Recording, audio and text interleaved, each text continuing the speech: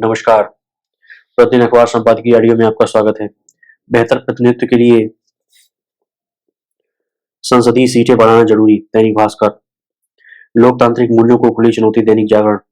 भारत के लिए चुनौती बनता मालदीव जनसत्ता। चीन के वायरस से फिलहाल हमें कितना डरना चाहिए, हिंदुस्तान। अब आर्टिकल विस्तार से। बेहतर प्रतिनिधित्व के लिए संसदीय सीटें बढ़ाना जरूरी, दैनिक भास्कर। वरुण गांधी, सांसद, पीलीभीत, उत्तर प्रदेश। एक भारतीय संसद सदस्य औसतन 25 लाख नागरिकों का प्रतिनिधित्व करता है। इसकी तुलना में अमेरिकी प्रतिनिधि सभा का एक सामान्य सदस्य 7 लाख नागरिकों का का प्रतिनिधित्व करता है। इसी तरह पाकिस्तान में नेशनल असेंबली का सदस्य 6 लाख नागरिकों का प्रतिनिधित्व करता है, जबकि बांग्लादेश में यह अनुपात 5 लाख नागरिकों के करीब है। नवंबर 2023 में भारत में 4126 विधायक, 543 लोकसभा सांसद और 245 राज्यसभा सांसद थे। हमारे पास नागरिक कल्याण के लिए जिम्मेदार बहुत कम सांसद और विधायक हैं। ऐसा लगता है कि लोकतांत्रिक व्यवस्था में सीमित प्रतिनिधित्व को हम आरंभ से प्रश्रय देते रहे हैं। भारतीय स्थिति में ये एक बड़ा विरोधाभास है, क्योंकि हमारे यहाँ जमीनी स्तर पर अनगिनत राजनेता हैं। 50 से 100 वार्डों वाली 1000 से अधिक म्यूनिसिपल काउंसिलों, कारपोरेशन और 2,38,000 पंचायतों में राष्ट्रीय राज्य स्तर पर औसतन 5 से 30 सदस्य होते हैं। अहम मुद्दे उठाने और विधि निर्माण को लेकर प्रतिनिधित्व में कमी साफ नजर आती है। हम ये भी पाते हैं कि हमारी राजनीतिक व्यवस्था गैर बराबरी के दोष से ग्रस्त है। विधायी महत्व अन्य राज्यों की तुलना में चुनिंदा राज्यों के नागरिकों की ओर झुका दिखता है। भारत के उलट अमेरिका में भिन्न राजनीतिक व्यवस्था है। वहाँ हर राज्य से अमेरिकी सीनेट में 2 सीनेट जाते हैं।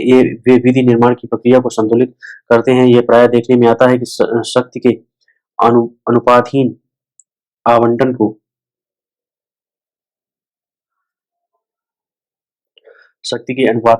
को प्रोत्साहित किया जाता है। द्विदलीय व्यवस्था वाले देश में ऐसा फिर भी चल रहा है।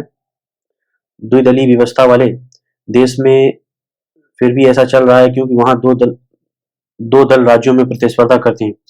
भारत में विषम राजनीतिक व्यवस्था के बीच विभिन्न राज्यों में गैर वाजिब हिस्सेदारी का मतलब चुनिंदा राजनीतिक संगठनों को दूसरों के मुकाबले सशक्त बनाना है।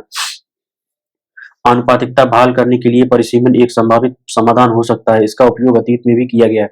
इसके लिए अतीत में चार बार 1952, 1962, 1972 और 2002 एक स्वतंत्र आयोग बनाया जा चुका है। 1976 में आपातकाल के दौरान चल रही परिवार नियोजन की नीतियों के कारण कुछ राज्यों पर पड़ने वाले असर को देखते हुए लोकसभा सीटों की संख्या को स्थिर कर दिया गया। इस तरह परिसीमन 2001 तक के लिए बढ़ा दिया गया है। परिसीमन तब फिर से शुरू हुआ जब राज्यों ने अपनी प्रतिनिधि दर कम कर दी थी, जिससे समानता संभव हो सके। फरवरी 2002 में संविधान का 84वां संशोधन पेश किया गया, जिसमें 2026 के बाद पहली जनगणना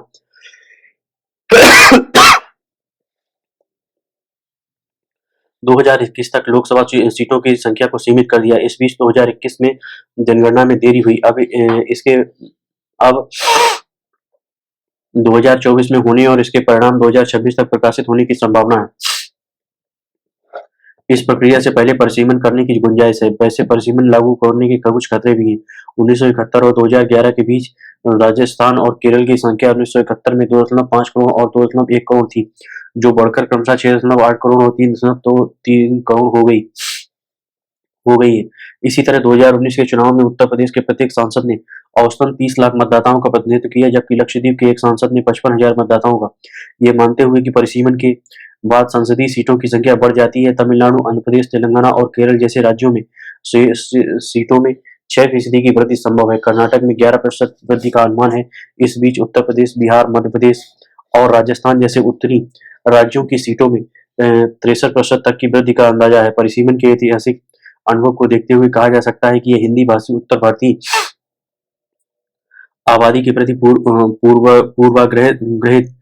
पूर्वाग्रसित रहा है, जबकि चुनिंदा राष्ट्रीय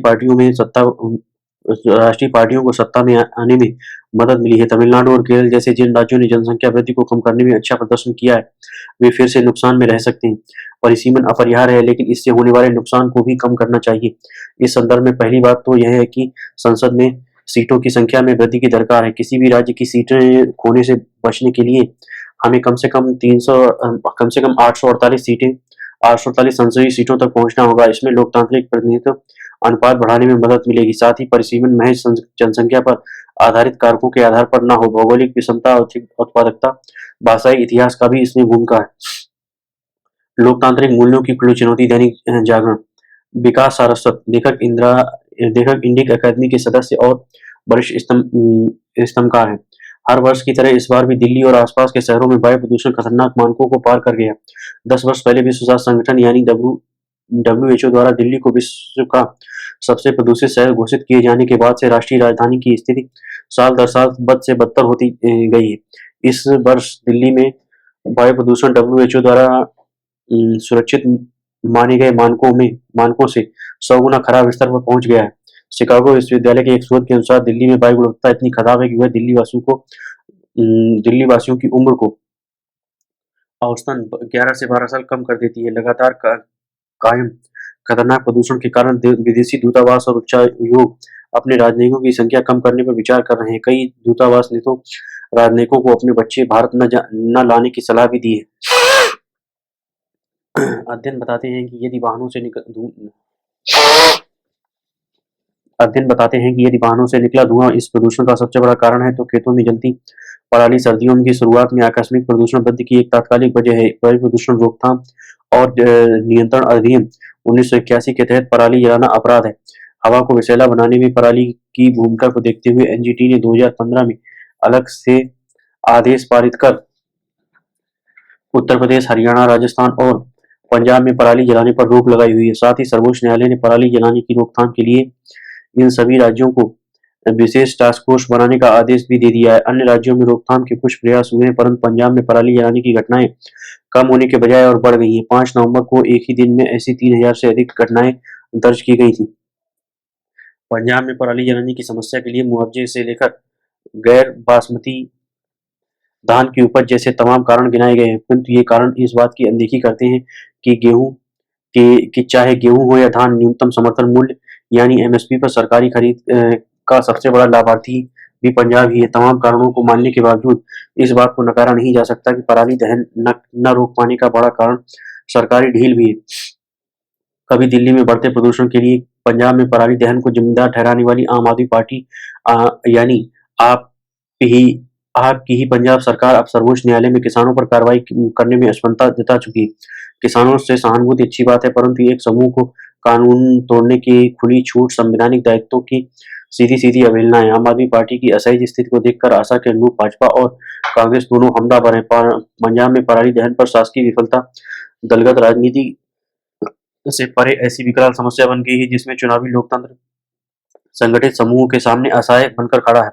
प्रदूषण से उत्पन्न खतरनाक स्थिति पर सर्वोच्च न्यायालय के न्यायाधीश रहे अरुण मिश्र ने 2019 में कुंठित होकर यह कहा था कि इससे तो अच्छा हो कि विस्फोटक लगाकर सभी को मार दिया जाए। यह गंभीर चिंता की बात है कि प्रदूषण के कारण करोड़ों लोगों का स्वास्थ्य बुरी तरह प्रभावित है, लेकिन चुनावी राजनीति के चलते सरकारें पराली जलाने पर किसी भी प्रकार की दंडात्मक कार्रवाई नहीं करना चाहती।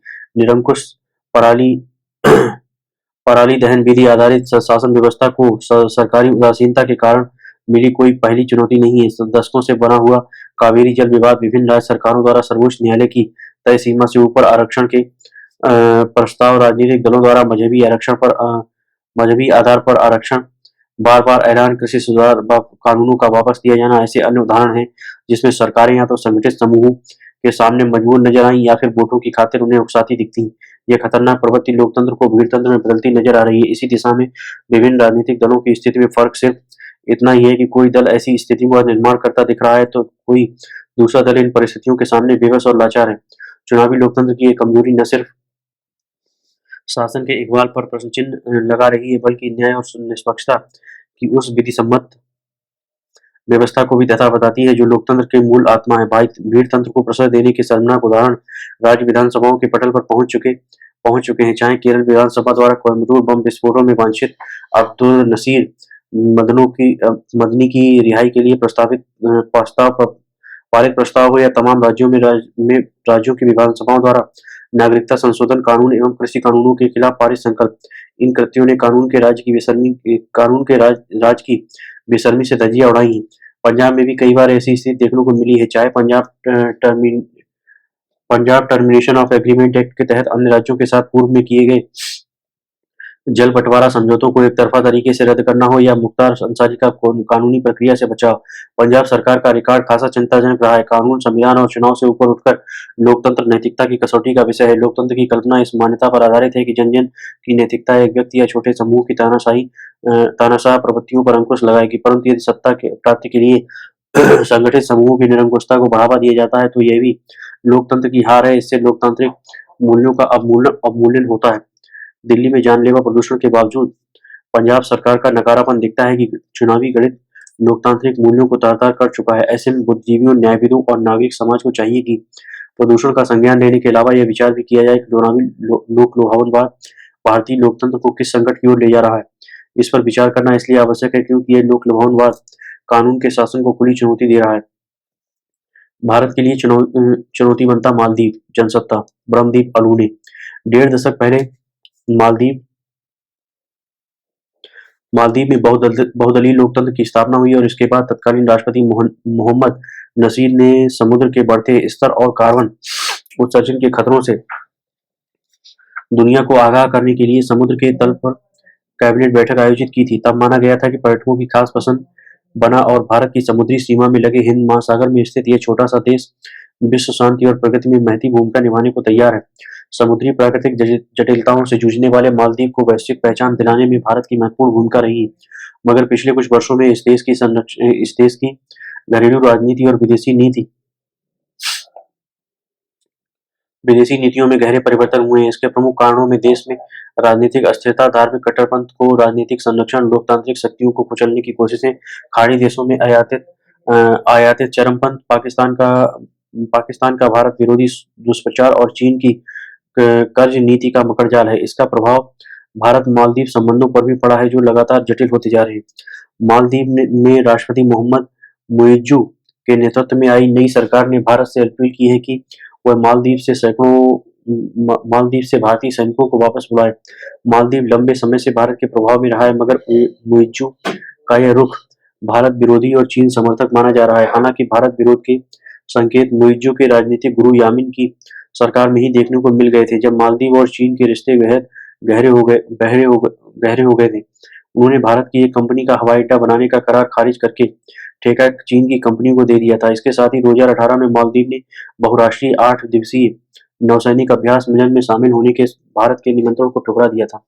मालदीव हिंद महासागर में सामरिक रूप से बेहद संवेदनशील स्थान पर स्थित है और यही कारण है कि भारत उससे मित्रवत संबंध बनाए रखने की लगातार कोशिशें करता रहा है। वहीं पिछले कुछ दशकों में चीन ने दक्षिण एशिया समेत हिंद महासागर के देशों में भारत के प्रभाव को कम करने के लिए सहायता कूटनीति को अपना हथियार बनाकर सामरिक बढ़त बनाने में कामयाबी हासिल की। 1980 के दशक के अंत में चीनी नौसेना ने समुद्री इलाके पर अपना प्रभुत्व बढ़ाने की एक रणनीति बनाई थी। इसके अनुसार अपने जल क्षेत्र से बाहर काम करने में सक्षम पनडुब्बी और अत्याधुनिक हथियार बनाना, हिंद महासागर में उसका संचालन करना और अंतर्राष्ट्रीय स्तर पर चीनी दाग जमाना था। इस योजना को अमल में लाने के लिए चीन ने अपने रक्षा बजट में भी बेतहाशा बढ़ोतरी की है। इस समय चीन की नौसेना दुनिया की सबसे बड़ी नौसेना शक्तियों में शुमार है।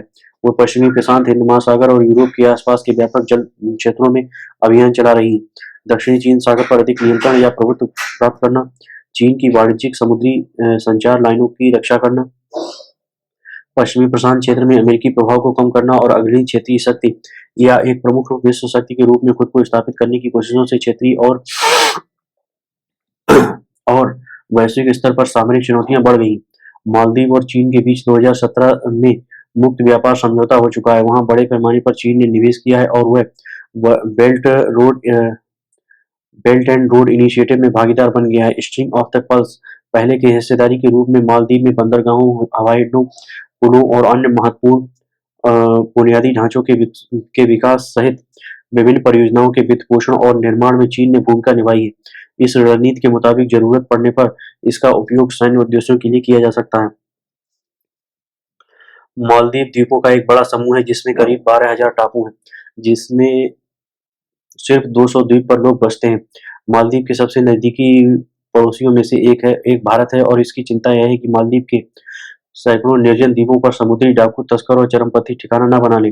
समुद्री रास्तों से हथियारों, नशीले पदार्थ और मानव तस्करी संगठित अपराध के रूप में एक बड़ी सामुद्रिक चुनौती है। भारत के अंतर्राष्ट्रीय व्यापार का अधिकांश हिस्सा समुद्री मार्ग से संचालित होता है, इसलिए भारत की आर्थिक क्षमताओं को मजबूत और सुरक्षा रणनीति में समुद्री सुरक्षा एक महत्वपूर्ण अवयव है। भारत की हिंद महासागर को लेकर वर्तमान नीति शक्ति संतुलन पर आधारित है। उस पर चीन का बढ़ता प्रभाव आशंकाएं बढ़ा रहा है। चीन को रोकने और उसके सामरिक खतरों से निपटने के लिए भारत क्वाड का सदस्य बना है। 2007 में स्थापित क्वाड के सदस्य हैं भारत, जापान, ऑस्ट्रेलिया और अमेरिका। खुले और स्वतंत्र हिंद महासागर की बात करते रहे। इन राष्ट्रों द्वारा चीन पर दबाव बनाए रखने के लिए नियमित सैन्य अभ्यास भी किए जाते हैं। हालांकि हिंद महासागर क्षेत्र में चीनी नौसेना की संख्या और गतिविधियां जिस तरह से बढ़ती दिख रही हैं, ऐसा लगता है कि उसे रोकने में क्वाड भी बहुत सफल नहीं हो पा रहा है। इन क्षेत्रों में चीन नियंत्रित बंदरगाह एवं सैन्य सुविधाओं के विकास से भारत के रणनीतिक हितों और क्षेत्रीय सुरक्षा को लगातार चोट पहुंच रही है। चीन पाकिस्तान के ग्वादर बंदरगाह का प्रमुख भागीदार है। चीन का हम्बनटोटा, श्रीलंका का हम्बनटोटा बंदरगाह, बांग्लादेश का चिटगांव बंदरगाह, म्यांमार की सितवे परियोजना समेत मालदीव के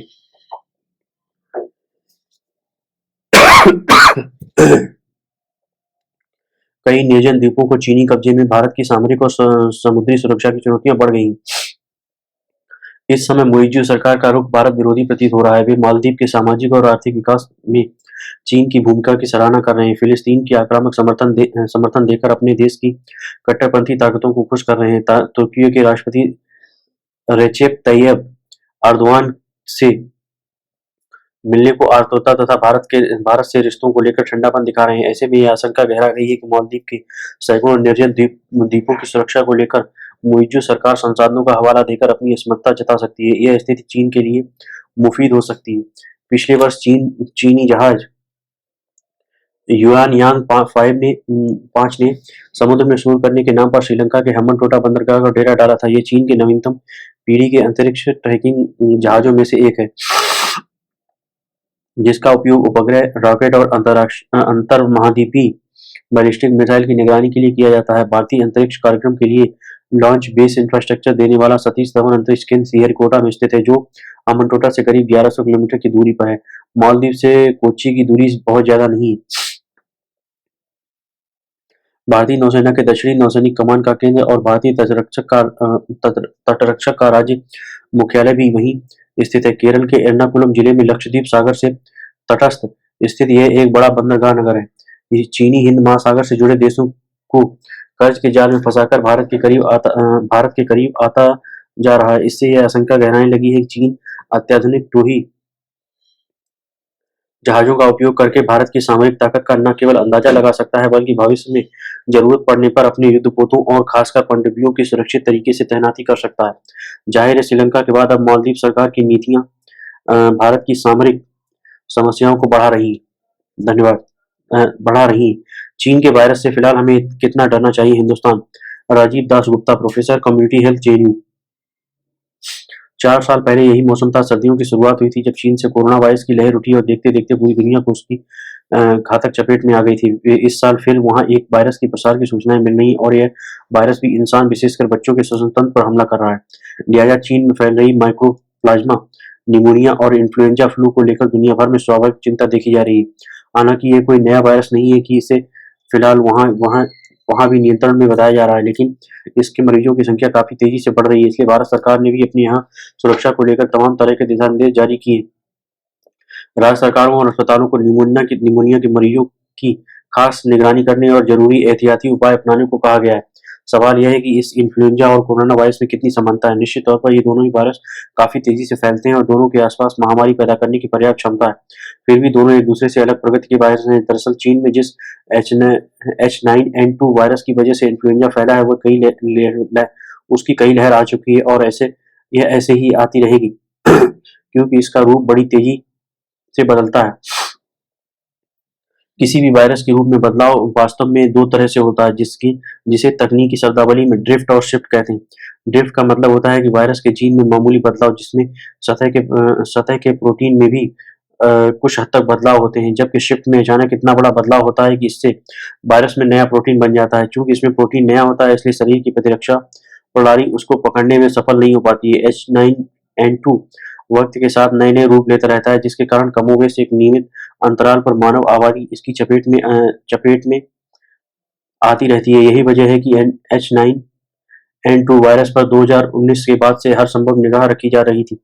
अभी इस बीमारी के फैलने की एक और वजह यह है कि इन्फ्लुएंजा आमतौर पर सर्दी के मौसम में ही फैलता है। अभी चीन में तेज सर्दी पड़ रही है और कोरोना के समय लगाए गए प्रतिबंध भी हटा लिए गए हैं। इससे मरीज उन इलाकों और शहरों में भी अधिक आ रहे हैं जो काफी उन्नत और जहाँ पर जनसंख्या घनत्व ज्यादा है।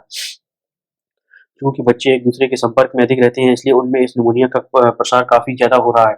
फिलहाल राहत की बात यह है कि वहाँ मौतें की खबरें कम है। वैसे भी इन्फ्लुएंजा वायरस या बीमारी बुजुर्गों में अधिक घातक होती है। इसका इलाज आमतौर पर वही है जो अन्य इन्फ्लुएंजा का है और लक्षण भी समान रूप से सर्दी जुकाम ही है। पर बीमारी के लक्षण को देखकर ही इसका उपचार किया जा सकता है। इन्फ्लुएंजा वायरस चूंकि नियमित तौर पर दुनिया भर में फैलता रहा है, इसलिए भारत भी इससे अछूता नहीं रहा है। संभवतः यह नया वायरस भी वहाँ आ सकता है। बस दिक्कत यह है कि इसका पता तब चल पाता है जब तक काफी देर हो चुकी होती है और इसका चारों ओर संक्रमण फैल चुका है। चीन में भी अस्पताल हाँफने लगे हैं क्योंकि उन पर अचानक मरीजों का बोझ आ गया है। भारत सरकार ने स्वाभाविक ही इस संदर्भ में दिशा निर्देश जारी किए हैं। यह एक सराहनीय पहल है। यह दिशा निर्देश में पूर्व तैयारी की चर्चा है। अच्छी बात यह है कि कोविड के कारण ये चीजें काफी हद तक कम करने लगी हैं काफी हद तक काम करने लगी हैं। वैसे अपने यहाँ खतरा उन इलाकों में ज्यादा है जहाँ पर बाहर से लोग आते हैं। खासकर महानगरों में इस वायरस का प्रसार हो सकता है। हालांकि सुखद बात यह है कि अब तक ऐसा कोई उभार देखने को नहीं मिला है। बहुत मुमकिन है कि यह दिखे भी नहीं क्योंकि ये वायरस अलग-अलग देशों में अलग-अलग रूप अख्तियार करता है। फिर भी हमें सावधान रहना होगा और इस पर नज़र बनाए रखनी होगी। बिना किस्म की अफरा-तफरी से बचने का यही मुफीद रास्ता है। धन्यवाद।